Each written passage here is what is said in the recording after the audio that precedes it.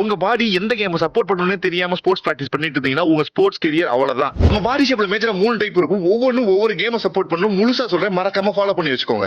First one endomorph. இந்த ஷேப்ல பாடி இருக்கவங்களுக்கு ஹிப் ஷோல்டரை விட நல்லா பிராடா இருக்கும். உடம்புல அங்கங்க கொழுப்பு இருக்கும். ஹெவியா பாடி பில்டா இருக்கனால ஸ்டெபிலிட்டி நல்லா இருக்கும். இவங்களால நல்ல பவர் ஜெனரேட் பண்ண முடியும். Shot put, discus throw, weight lifting மாதிரியான கேம்ஸ்ல மோஸ்ட்லி மெடல் பண்ணவங்க எல்லாம் பாத்தீங்கன்னா இந்த ஷேப்ல தான் இருப்பாங்க. Second one mesomorph. இந்த ஷேப்ல பாடி இருக்கவங்களுக்கு ஹிப்போட ஷோல்டர் பிராடா இருக்கும். உடம்புல மசில்ஸ் அதிகமா இருக்கும். அதனால ஸ்பீட் நல்லா ஜெனரேட் பண்ண முடியும். எக்ஸ்ப்ளோசிவ் பவர் அதிகமா இருக்கும்.